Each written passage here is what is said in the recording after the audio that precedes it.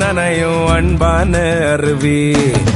தங்க மை தங்க வெள்ள மனசு கொண்ட நல்ல தங்க, அந்த பாசத்தில் அவளை தாடிச்சிக்க யாருமே இல்லையே இங்க.